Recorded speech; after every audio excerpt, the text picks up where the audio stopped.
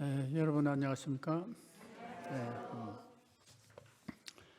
제가 젊은 날 홍근수 목사와 외국에서 목회도 하고 또 사회운동도 하고 또 인권화 운동도 하면서 절친한 관계로 살아왔는데 홍근수 목사님의 그 향기가 넘치는 이 본교에서 예배드리게 된 것을 무한히 감사하게 생각하고,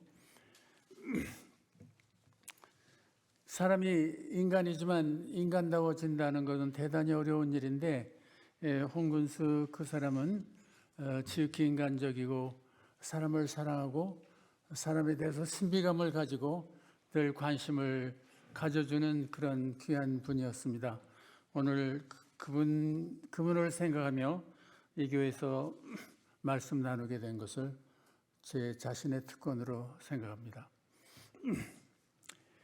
근데 설교는요, 제가 보기에 신학적으로 하는 사람도 있고 여러 가지 모습으로 설교하는 고백적인 설교도 있을 것이고 여러 가지 그 색깔이 다른데 오늘은 제가 좀 감성적인 설교를 하겠습니다. 그래서 그 바울이요, 그 로마서 어디에 보니까 인간의 죄성에 대해서 많은 이야기를 하다가 마지막에 무정한 것이 죄다. 그런데 1세기 사람이 요새 말하는 현대인이 감성적 죄라고 말하는 그런 단어를 썼다는 것은 굉장히 경이로운 일이고, 그분이 신의 영감을 받지 않고는 그런 이야기를 하지 못했을 것 같습니다.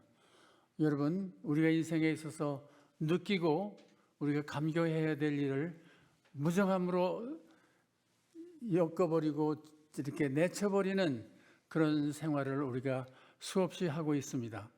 인생은 뭐 철학적이고 영적이고 모든 다른 면이 있겠지만은 우리가 느끼지 않으면, 그 삶을 느끼지 않으면, 하나님을 느끼지 않으면 우리가 시적인 교인이라고 할 수 없습니다.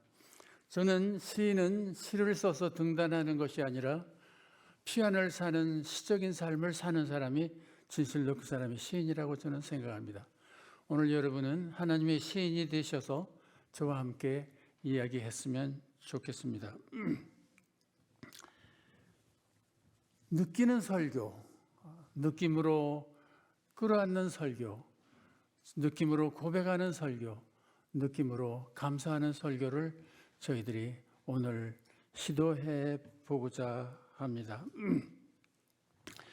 최근에 저는 여수에 어떤 사건이 생겼냐 하면 5개인가 4개인가 섬이 연결되는 연육교라는 것이 생겼습니다.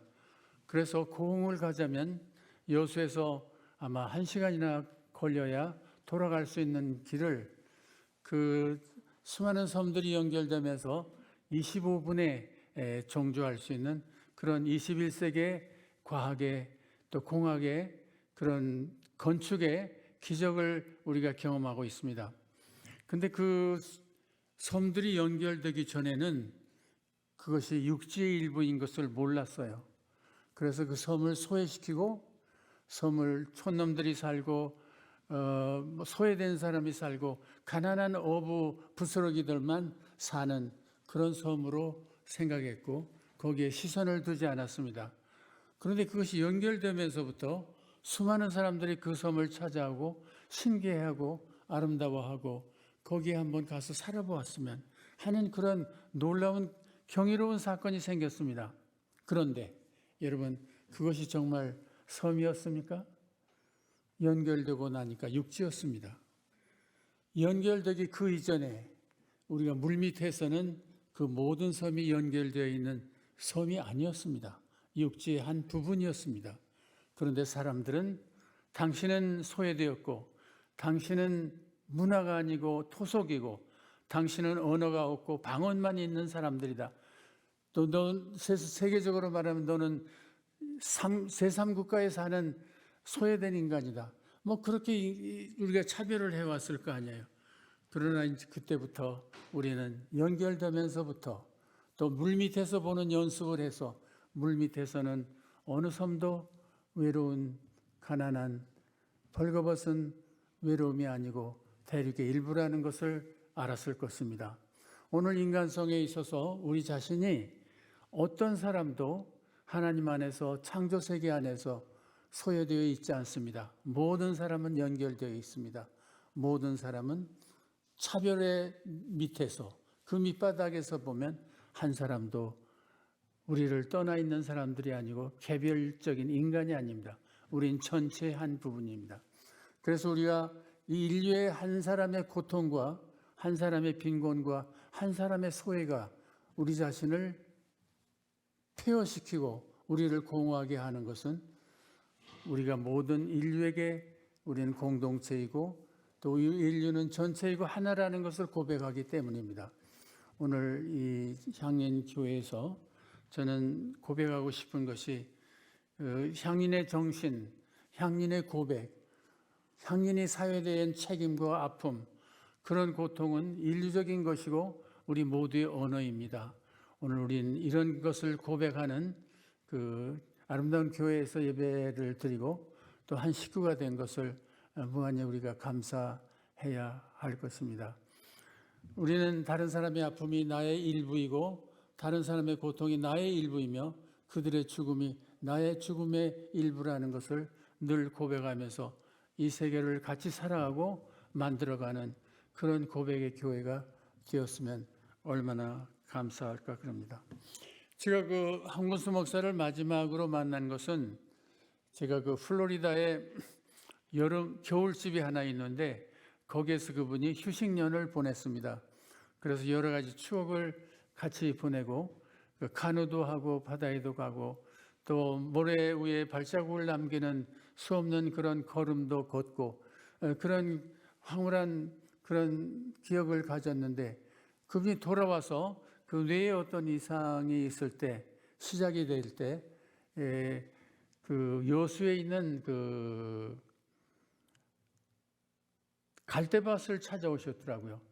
또 그 친구하고 김영 목사하고 다 함께 찾아왔는데 그때 그분이 옛날의 홍근수가 아니더라고요.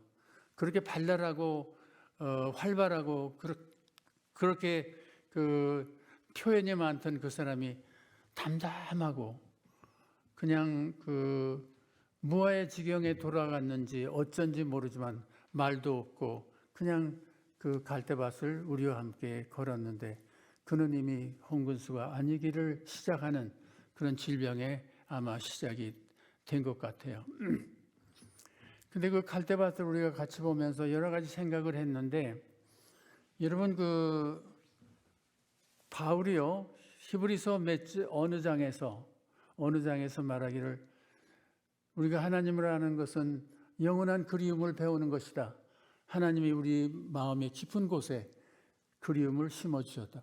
여러분 그런 말을 했다는 것을 생각하면 바울이 시대를 넘어서 하나님의 영감 속에 있었던 것 같아요. 오늘 우리는 우리 존재가 있는 한 그리움이 있어야 되는데 우리는 그리움의 언어를 잊어버린 채 그냥 무정한 상태로 이 세상을 흘려보내는 그런 사람들인지도 모릅니다. 그 무정하다는 말이 영어에 없는데요. 제가 찾아보니까 그런 말이 있어요.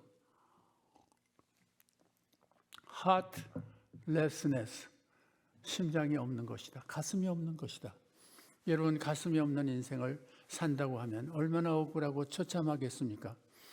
바울은 말하기를 하나님은 우리를 영원함을 그리워하는 그 그리움을 심어주셨다. 근데 그 말이 말이죠. 우리에게 굉장히 깊은 충격을 주는 말입니다. 오늘 우리는 어떤 대상을, 어떤 영원함을, 어떤 고귀함을, 어떤 인간다움을 그리워하고 살아가는 우리인가? 그것이 우리 순간 속에서 질문이 오고 또 와야 됩니다. 여러분 심장을 빼놓고 산다는 것처럼 오래전에 그리움을 잊어버렸다는 것처럼 인생의 근원에 대해서 우리가 생각도 안 하고 그리워하지 않는다는 것을 우리가 인생의 하빌과 완성에 대해서 우리가 그리움을 가지지 못한다는 것은 얼마나 불행한 사건인가 그런 생각이 듭니다. 여러분 그 갈대밭에 가보면 갈대가 가을에 익어서 단아한 스님의 옷을 입고 그 가을 바람에 휘젓으며 바람 파도를 그 갈대밭의 그 바람의 파도를 일으키며 우리에게 오랫동안 손상된 그리움을 배우게 하는 그런 풍경이 있습니다. 근데 그 갈대가 무슨 춤일까? 그렇게 생각하면 여러분 수많은 감상이, 수많은 마음의 물결이, 마음의 색깔들이 우리를 지나갈 수도 있습니다.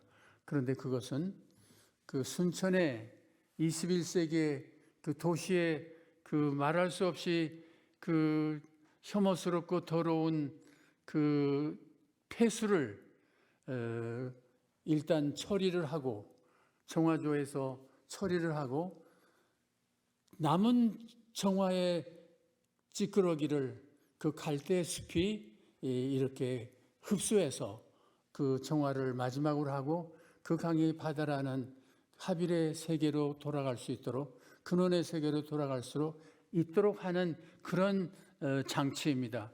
그러니까 그 춤은 무슨 춤이냐면 정화의 춤입니다.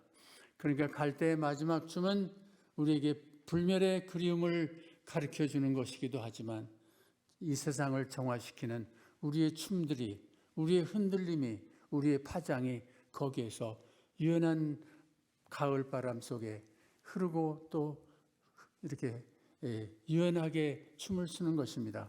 오늘 우리가 사는 것이 이 세상을 정화시키는 하나의 몸짓으로 사는가, 하나의 바람결로 사는가, 하나의 춤으로 사는가. 우리는 이 교회의 존재가 이 세상에 하나님이 원래 회복하고자 하는 본연의 순수함과 합일과 전체를 이루는 그런 목적에 공헌하는 교회가 저는 되기를 바랍니다.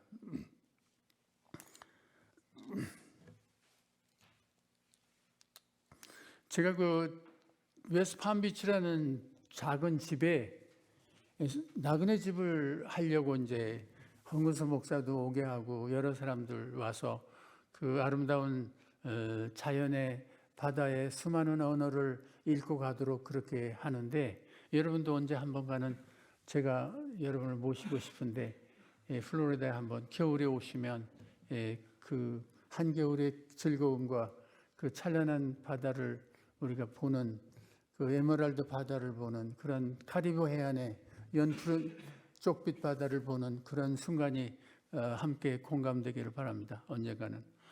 오시겠어요, 여러분? 어떤 분이? 그런데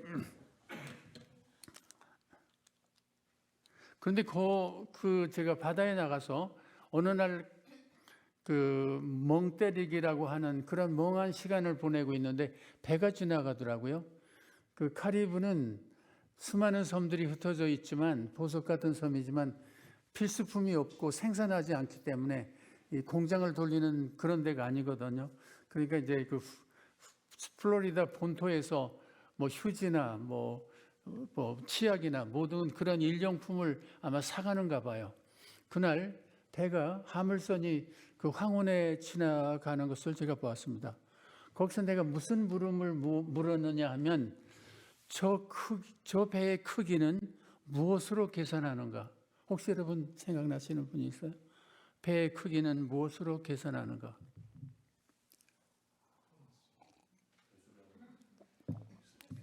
근데 대답은 틀릴수록 재미가 있습니다.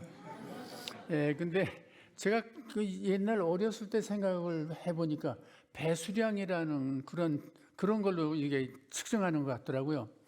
물을 쫓아낸 그 몸통에서, 배의 몸통에서 물을 쫓아낸 그 넓이가 얼마인가를 계산하면 그 배는 크기를 알 수 있습니다. 여러분 그렇지 않겠어요? 그 배가 물로 꽉 찼으면 배가 있을 필요가 없죠. 그 존재의 그 목적을 상실하니까요. 거기에 공간이 있어서 짐을 실을 수 있고, 그 공간을 이용해서 사람을 싣고 갈 수도 있고, 그 공간을 활용해서 자기의 존재의 목적을 달성할 수 있는 거잖아요. 그런데 오늘 우리가 불가에서 말하는 가득한 비움이라는 표현이나 비움이 우리의 구원이다, 비움이 우리의 자유다. 여러분 그 비운다는 것이 내가 그리스도를 위해서 내 생의 욕망이나 생의 욕심이나 생의 고집이나 생의 나의 이데올로기나 나의 주장이나 나의 철학을 내가 얼마나 비울 수 있는가. 여러분 그렇지 않습니까? 집을 지으면 이 교회가 벽을 쓰려고 지을 수도 있지만 또 천장을 쓰려고 비울 수가 있지만 이 집을 우리가 가격을 결정할 때 몇 평이냐라는 그 비움의 공간을 우리가 재는 것입니다. 그래서 그 비움의 공간을 팔기도 하고 사는 것입니다. 그 넓이와 깊이와 높이와 그 비움을 우리가 사고 파는 것인데 이 목적은 건물의 목적은 비움에 있습니다. 비움에서 모든 일이 이루어지고 모든 것이 생산되고 모든 것이 연합되고 그렇습니다. 그러니까 오늘 인생에 있어서 끊임없이 비우고자 하는 절대적 자본주의 가치와 그 가치가 불멸하고 영원한 것처럼 우리가 받아들이는 이런 억울한 사회에서 우리가 정말 나를 그리스도의 가르침을 통해서 또 그의 부름을 통해서 나를 얼마나 비우고 이 세상을 우리가 채울 수 있고 이 세상에 그 가난한 자와 힘든 자와 고단한 사람을 우리가 위로할 수 있는 마음의 공간이 얼마의 크기의 공간인가를 계산하는 것이 우리 인생에 대한 우리의 성찰이고 표현이고 또 우리의 우리 자신을 가늠하는 그 넓이일 것입니다. 오늘 우리들이 이 세상을 살면서 이 세상의 아픔과 이 세상의 쓰라림과 무의미함과 공허함을 얼마나 담을 수 있는 그릇이 내 안에 있나. 여러분 교회 가면 장로가 된다든지 그래가지고 계급으로 생각하고 높아지는 걸로 생각하고 그것이 자기의 무명성의 대안인 유명성인 줄 알고 사람들이 그거를 탐하는 사람들이 교회에 많이 있습니다. 그러나 그리스도의 나라에서는 우리가 낮아짐으로 다른 사람을 섬길 수 있다. 낮아짐으로 다른 사람을 들을 수 있다. 그 사람을 세울 수 있다는 것이 우리의 그 기름이다. 그래서 오늘 우리가 여기서 예배 보는 우리의 고백과 우리의 진실은 우리가 남을 위해서 나의 공간을 비워두고 나의 그 곳간을 비워두는 것이 내 인생의 넓이고 깊이라고 저는 그렇게 생각됩니다. 여러분 바닷가에 가서 배를 보시고 어느 날 나는 얼마를 비운 사람인가 그렇게 생각을 했으면 좋겠습니다. 제가 최근에 김 목사님도 청년이 아니더라고요. 오늘 수년 전에 만나 보니까. 근데 여러분 인생에 대해서 하나 알아야 될 것은 매 순간이 종말적이라는 것을 우리가 생각해야 됩니다. 우리의 매 순간이 종말적일 수 있다는 것입니다. 그리고 저는 이제 86세거든요. 그래서 종말을 기다리는 나이에 도착했어요. 그래서 내가 내년에 죽을까, 올해 죽을까를 제가 예단하면서 이제 살아가는데 사람은 태어나서부터 죽기를 시작합니다. 한 날을 살았다는 것은 한 날을 죽었다는 것과 똑같은 날이거든요. 여러분이 50년을 살았으면 50년을 죽은 것입니다. 우리는 시간을 죽는 것이 아니라 내가 산 것을 죽는 것입니다. 내가 이제껏 산 것을. 그러니까 인간이 그 내용이 말이죠. 내가 아무것도 산 것이 없는데 어떻게 죽을까? 그런 고민을 하셔야 됩니다. 내가 이 세상에 나서 정말 인간답고 고귀하고 고매한 그리고 숭고한 삶을 거룩한 삶을 살지 않았는데 어떻게 거룩한 죽음을 죽고 고귀한 죽음을 죽겠습니까? 우리가 이제껏 산 것은 하나님의 뜻이었다면 우리가 죽는 것은 이제껏 산 것을 죽는 것입니다. 그래서 그것은 둘이 아니고 생사일려라는 말처럼 하나입니다. 여러분은 우리가 사는 생의 한순간 한순간이 종말적이라고 생각하면 그 사람은 훌륭한 사람이라고 지금 그렇게 생각됩니다. 합일에 이르고 그 사람은 깨달음에 이르고 도에 이르는 사람이라고 생각합니다. 내가 오늘을 사는 것은 오늘을 죽었다. 그렇게 생각하는 것이 아마 같은 두 개로 분열되어서 싸운다고 보는 죽음과 삶이 싸운다고 보는 그런 이원론적인 히랍 철학에서 성서가 바울이 말한 것으로 그런 이야기를 많이 했어요. 이 죽음과 이 삶은 싸우는 거다, 이렇게 투쟁하는 거다 그랬는데 그게 아닙니다. 그것이 하나였습니다. 그래서 우리가 산다는 것과 죽는다는 것은 동일한 한 가지 일이라고 저는 그렇게 생각됩니다. 오늘 제가 여기 걸어오면서 이제 시간을 늦추지 않고 교회에 어떻게 도착하나 그런 걸 우리가 연구하면서 빨리 걸어왔는데 보니까 가을이요, 황금색으로 카펫을 양탄자를 깔아놔서 얼마나 황홀하고 얼마나 감동적이고 얼마나 시적인 그런, 바쁘기 때문에 좀 서둘렀지만 내가 천천히 그 길로 올 수 있었다면 이 가을에 찬란한 황금빛 카펫이 나를 이렇게 환영해주는 여기에서, 그리고 메타세코야 나무들이 여기 있더라고요. 근데 그 나무들이 무슨 짓을 하냐면 여러분이 별볼장 없는 인생을 살아서도 기립박수를 치는 거예요, 거기서. 그러니까 여러분 얼마나 멋있는 가로수를 지나서 나는 부족하지만 누가 일어나서 기립박수를 친 적이 없는데 저 메타세코야가 우리를 위해서 찬란한 박수를 쳐주나, 그런 감동이 우리에게 찾아오더라고요. 여러분, 어느 날 계곡에서 보면 계곡에 낙엽이 휘말리는 바람에 휘젓으며 마지막으로 무엇이 되냐면 가을에 나비가 돼요. 나비가 돼서 허공으로 휘젓다가 결국 어디로 와요? 뿌리라는 근원에 가서 근원을 살지우기 위해서 자기가 소멸되는 그런 장면을 볼 수 있잖아요. 오늘 우리 보내는 이 가을이 여러분들에게 그런 찬란한 인생의 깊은 명상과 깊은 스토리와 깊은 언어를 새겨주는 그런 인상 깊은 가을이 되기를 바랍니다.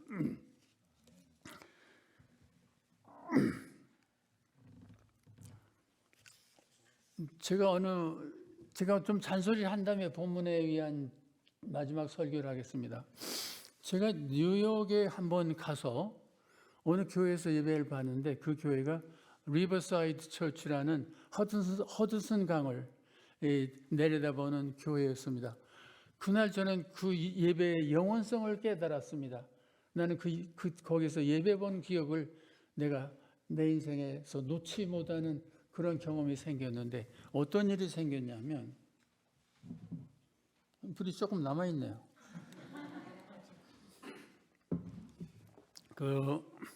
근데 이제 물은 떨어뜨리고 컵은 남겼다는 것이 기적 아닙니까? 이것이 깨졌다면 여러분이 굉장히 방해를 주었을 건데, 물만 흐트러지고 그것은 남아있다. 그 굉장한 암시네요. 여기 물을 좀. 여기 됐습니다. 됐는데. 네, 됐습니다. 가져가십시오. 전통적인 교회에서 예배를 드리는데, 예배를 누가 나왔으면 시작한다, 끝낸다 이런 이야기가 없어요. 처음에 조그만 초등학생 아이들이 와서 콰이어를 하더라고요. 걔들이 조용히 불러나가지고 그 다음에 청소년들이 또 어느 예쁜 콰이어를 또 해요. 그 다음에 마지막으로 어른들이 들어와서 이제 메인 콰이어가 이제 하는데, 그때 이제 설교자가 들어오더만요. 근데 그날은 어떤 일이 벌어졌냐면, 이 모든 이 상에 5개인가 6개인가의 상에 앉은 분이 있어요. 그분들이 뭘 하러 나왔냐면 성서를 낭독하기 위해서 왔더라고요. 예를 들면 이런 거예요. 그 성서를 읽어야 될 처지에 있는 사람이 그 성서의 그 구절을 읽어요. 근데 나면서부터 이 맹인된 그 사람이 나오더만요. 큰 사람인데 몸이 뚱뚱하고 그런데 그 사람이 이제 까만 글래스를 입고 눈을 가리고 와서 앉아요. 그 다음에 그 사람의 어머니가 있고 또 시비하는 바리새인이 있고 뭐 판단하는 제사장이 있고 뭐 그런 여러 가지 그 사건에게 연루된 사람들이 전부 각자의 처지에 마땅한 사람들이 그 성서를 읽고 있어요. 근데 그 성서를 읽을 때 많은 사람들이 감동을 받더라고요. 왜? 그 처지에 있는 사람이 그 사건을, 그 성서의 구절을 읽으니까 사람들이 감동이 쫙 오는데 깊이 또 조용히 가라앉는 그 말씀에 성육신화되는 그런 느낌이 느껴져요.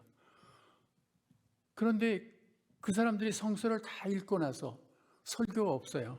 설교자가 뭐라고 말하냐면 오늘 성서를 읽을 때 당신은 무엇을 들었으며 무엇을 생각했느냐 하는 걸 묻는 거예요. 그런데 평신도들이 여러 사람들이 일어나서 자기가 그 성서를 낭독할 때 나는 무엇을 얻었다, 무엇을 발견했다, 무엇을 느꼈다, 깨달았다. 그렇게 하는 사람 많은 사람들이 나타나요. 여러분 그런 충격적인 사건이 있겠어요? 어떤 사람이 성서를 하나 읽었는데 여러분 그렇게 충격을 받습니까? 근데 그 처지에 그런 상황에 있는 사람들이 자기 인생의 경험이 그런 경험이 있는 사람들이 읽으니까 성서가 그 생명이 되고 그 선포가 되고 그것이 성육신이 된다는 걸 깨달았어요.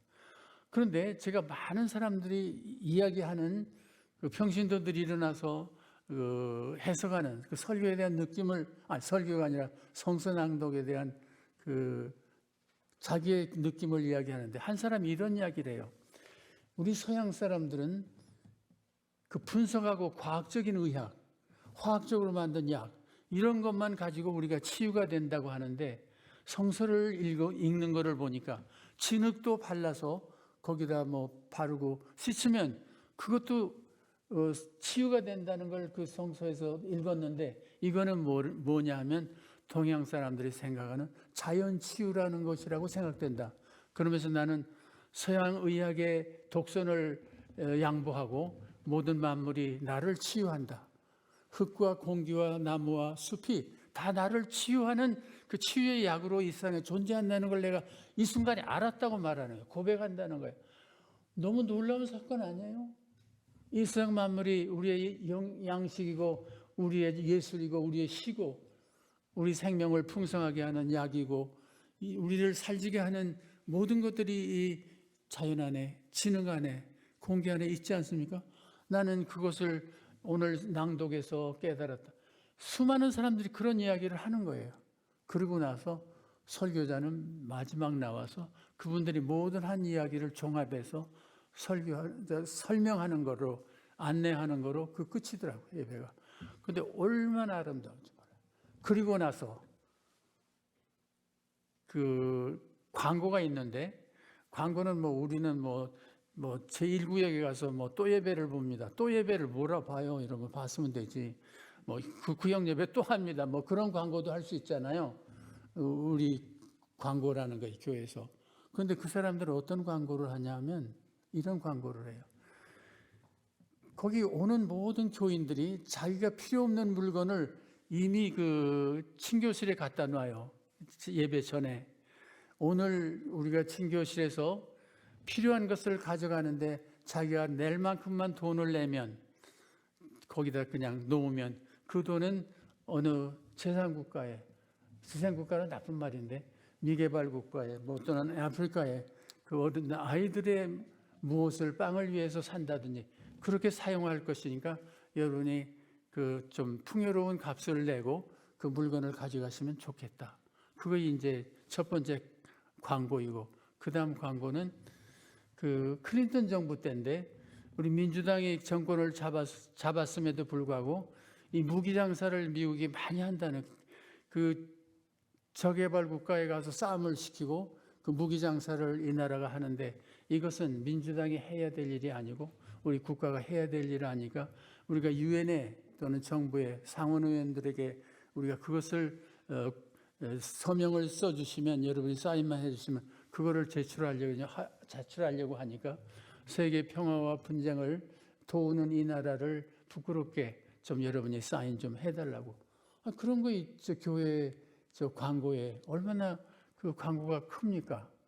그러니까 이제 친교실에 가서 많은 사람들이 이제 차를 마시면서 물건을 쳐다보고 자기가 그 기회를 통해서 다른 세상의 아픔과 가난과 그 쓰라림을 우리가 공감하고 나누어주는 그런 일을 하고 또 그런 서명 장소에 가서 서명도 하고 그렇게 그 예배가 진행되더라고요.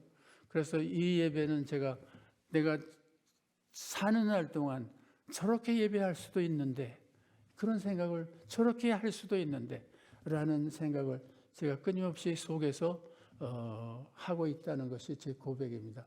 그래서 오늘 여러분들이 이 교회에서 예배 보는 것이 종교적인 행사만이 아니고 우리 영적인 그런 영적인 행위만이 아니고 이 세상에 우리는 내가 구원받는 것이 어떻게 이 세상의 구원으로 확장되고 연장되고 그렇게 체화될 것인가 그런 고민을 하면서 이 예배가 세상과 연결되고 세상과 서로 소통하는 예배가 될 수 있기를 바랍니다. 오늘 그리고 저는 본문으로 들어가서 야곱의 씨름에 대해서 잠깐 생각해 보겠습니다.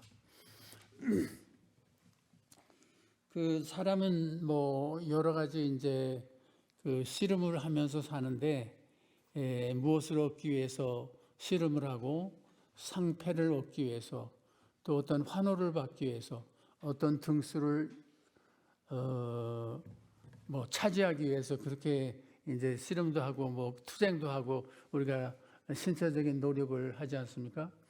제가 한국에 와서 은퇴하고 한국에 와서 한 20년 살면서 대안학교를 시작했고 순천에서 평화학교라는 걸 시작했고 뭐 그런 여러 가지 일들을 했는데 제가 그 평화학교에서 생각한 것은 지금도 감사하게 생각한 것은 아이들에게 등수를 주지 않았습니다. 인간을 그 등수로 매기는 그런 비인간적인 일을 안 했어요. 이 아이는 언어에는 미숙한데 문자적인 표현에는 우사다. 이 아이는 뭐 수학에는 어떤데 인간관계는 우월하다. 뭐 그런 걸로 이제 문학적으로 표현했어요. 이 사람은 무엇이 약한 방면에 무엇이 강하다 이렇게 표현해줘서 누구도 등수에 의해서 차별을 당하지 않게 했어요. 그리고 채플에는 무엇을 했냐면 그 YMCA에서 우리가 설립한 학교니까 기독교적인 학교잖아요. 모든 채플에는 불교인도 오시고 뭐 다른 종파에서 매일 그 오셔요. 그래서 그 아이들에게 종교의 다양성을 존중하고 이웃 종교에 대한 그 존경을 가지게 하고 호기심을 가지게 하고 그래서 그 아이들을 어떤 한 종교로 그 선택을 강요하거나 그런 억압을 안 하는 일을 했습니다. 그리고 어떤 일을 했냐면 금요일 날은 묵상 기도를 하고 이제 아이들이 점심을 먹는데 그 화두가 뭐냐면 먹음이란 무엇인가 계속 그 생각을 하고 이제 먹는 거예요. 그날은 침묵 식사인데 그렇게 떠드는 아이들이 그날만은 가만히 이렇게 먹으면서 먹음이란 무엇인가? 여러분 먹음이란 무엇이겠어요? 어른들이니까 여러분 대답할 수 있겠죠. 먹음이란 모든 생명의 희생을 내가 요구하는 것이고 그의 희생에 의해서 내가 사는 거예요. 우리가 먹이 사슬 제일 위에 있잖아요. 그러니까 식물이든 동물이든 광물이든 뭐 미네랄이든 하여튼 모든 것을 너는 나를 위해서 희생하라는 것이 인간의 먹이 사슬이거든요. 그러니까 나는 너의 죽음에 의해서 산다. 내가 죽어 내가 산다. 내가 희생해서 뭐 닭을 먹으면 닭이 죽어야 되고 뭐 생선을 먹으면 생선이 바다에서 죽어야 우리가 살잖아요. 이 세상의 모든 내가 산다는 것은 내가 남의 생명의 그 희생을 요구하는 내가 빚을 지고 사는 것이다 하는 것이 벌써 초등학생들 가운데 벌써 이게 정착되도록 그렇게 한 거예요. 그러니까 여러분 우리 속담에도 남의 덕에 삽니다. 그런 말이 있어요. 남의 덕에 삽니다. 내 덕에 사는 것이 아니라 남의 덕에 삽니다. 그 말이 있다고. 여러분들도 이제 뭐 그런 생각을 아이들에게 좀 가르쳐 주시면 어떨까 생각합니다. 그리고 선생이 집에서 애를 때려서 애가 매를 맞고 온 아이는요, 그 선생을 불러 학교로. 그래서 이 선생에 대해서 우리가 어떻게 생각하느냐 하는 그걸 디스커스해. 아이들이 어떻게 생각하느냐, 이런 얘가 이렇게 매를 맞고 이런 이유로 매를 때렸다는데, 그 아이가 그렇게 이제 뭐 피자국이 나고 뭐 그렇게 돼서 왔다면 이 아이는 어떤 상황인가, 그런 것을 토론하는 토론하는 시간이 있어요. 그리고 자기들끼리 잘못하면 자기들끼리 이제 그 뭐랄까, 법정이라고 그럴까, 의논해서 그 아이는 오늘 남의 결란을 몇 개를 깼는데 어떻게 했으면 좋겠냐면 아이들이 그래요. 우리가 벌을 주는 것보다는 청소를 하루 학교 오후에 남아서 청소를 하고 갔으면 좋겠습니다. 아이들이 그런 결정도 해요. 판단을. 그럼 걔는 또 그다음 집에 가지 못하고 1시간을 이제 청소하고 간다고요. 그러니까 모든 이 세상의 일들이 우리가 이게 합의를 이루기 위해서 서로의 뜻을 모으고 뜻을 생각하면 우리가 훌륭한 결정을 할 수 있습니다. 그러니까 이런 것들이 우리 인생에서 중요하지 않은 것 같지만 대단히 중요해요. 그래서 오늘 먹는 것이 우리가 많은 생명의 희생을 통해서만 산다고 하면 우리가 생명을 사랑하고 생명을 아끼고 생명을 소중하게 여기는, 또 생명에 다른 생명에 빚을 졌다는 그런 생각이 늘 우리에게 있을 거 아니에요. 그럼 우리 최소한으로 살려가고 최소한으로 다른 사람의 희생을 우리가 요구하는 그런 인생의 스타일을, 뭐 우리가 좀 식물을 취하는 양이 많다든지 콩으로 육류를 대신하는 그런 선택이 많다든지 좀 비폭력적인 삶을 살 거 아니에요. 약간. 그러니까 그런 것들이 우리 생애에서 대단히 중요합니다. 오늘 우리가 씨름을 하는데 신하고 씨름했다는 구절은 다른 데는 아마 없는 것 같아요.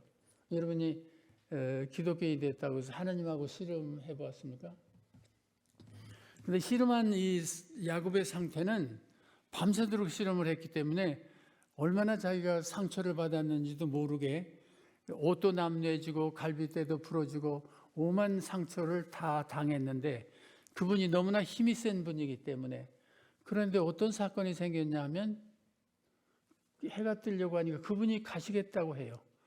그 영적인 표현으로 성육화된 그 사람이 자기하고 씨름하다가 느닷없이 떠난다고 하니까 이 씨름을 왜 싸웠는지를 모르는 거예요, 야곱은. 그래서 그분을 붙들었어요. 당신은 그냥 갈 수 없다. 나에게 무엇을 줘야 된다고 요구했습니다. 그것이 인생의 궁극적인 대답을 줘야 된다고 요구한 것 같습니다. 그래서 대답이 무엇이었어요?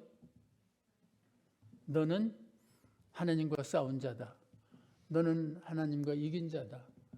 뭐 하나님과 씨름을 한 사람이다. 그래서 그 이스라엘이라는 이름을 줬는데 그 이스라엘이라는 뜻이 하나님과 싸운 자라는 말입니다. 그 언어가. 그러니까 여러분, 왜 그러면 싸웠을까요? 싸운 것은 나는 누구입니까? 자기가 그때까지는 이름이 없었거든요. 그 사람의. 요새 말하면 아이덴티티, 자기 동일성이 없었어요. 야곱이라는 사람이. 나는 어떤 인간으로 사는지를 몰랐어요. 내 이름이 누군지를 몰랐어요. 영적인 의미에서 몰랐다는 거예요. 그러니까 그것이 무엇입니까? 밤새도록 싸운 것은 하나님에게 나는 누구입니까를 물었던 것이죠. 그러면서 상처와 아픔과 그 모든 그 엄청난 그 소모와 그 온몸이 찢어짐과 그런 치명적인 사건이 생겼는데 그것이 물음의 싸움이었습니다. 하나님, 당신 앞에 서 있는 나는 누구입니까? 실전적으로 당신 앞에 서 있는 내가 이 순간에 누구입니까? 누구였습니까? 또 내가 미래에 어떤 인간이 될 것입니까? 그렇게 물은 거예요, 처절하게. 오늘 우리 교육의 문제는 대답에 굶주린 교육, 대답을 외우는 교육, 대답에서 뭐 성적을 높이는 교육, 그래서 사회적 엘리트가 되는 교육, 열심히 밤이 늦도록 어린아이가 과외를 다니는 교육, 그런 교육으로 이 나라는 망했어요. 어떤 의미에서 윤석열 같은 인간이 그런 교육의 산물이고 인간의 인간성이 없고 감성이 없고 자비가 없고 그 관용이 없고 제대로 사물을 보지도 못하는 불구가 태어난 것이 다 그런 인간들이 돼. 여러분, 윤석열 씨가 자기를 알았더라면, 자기가 누군지를 알았더라면 대통령 절대 나는 안 하겠다. 나는 그 짓을 내가 못 하겠다고 할 거야. 나는 죽어도 그것은 아니라고 말했을 거예요. 근데 뻔뻔하게 이렇게 지성인이 많고 이렇게 교회가 많고 이런 대학이 많은 이 나라에서 무시볼 수 없는 국민들이 어떤 상태에 어떤 그 높이를 가지고 있는 그 수준을 가지고 있는 이 나라에 그 꼴에 대통령 되겠다고 하겠습니까? 자기를 한 번도 물어보지 않은 사람, 나는 누구이며 누구일 것이며 누구여야 했는가를 물어보지 않은 사람이기 때문에 그 사람이 그 짓을 한 거예요. 얼마나 그 사람 불쌍하고 처참하고 가련하고 빈곤하고 억울합니까? 그런 인간이 이 나라의 대통령이 됐다는 것은 우리 국가의 국치에 속하는 사건이고 역사적으로 이건 부끄러운 일이고 참혹한 일이고 세상에 나가서 이 세계 어디에서 우리가 윤석열 같은 인간이 대통령이 됐다. 여러분, 이게 사건이 대단한 사건입니다. 이게 보통 사건이 아니에요. 이게 엄청난 현상이에요. 지금 우리가 당하고 있는 현상이. 이런 것은 자기를 묻지 않는 사람에게 오는 재난이에요. 자기가 누구인가를 죽도록 물었던 야곱은 드디어 너는 하나님을 이긴 자다. 그 정체성을, 자기를 누구인가를 거기서 알았습니다. 그것이 이 싸움의 마지막입니다. 감사합니다.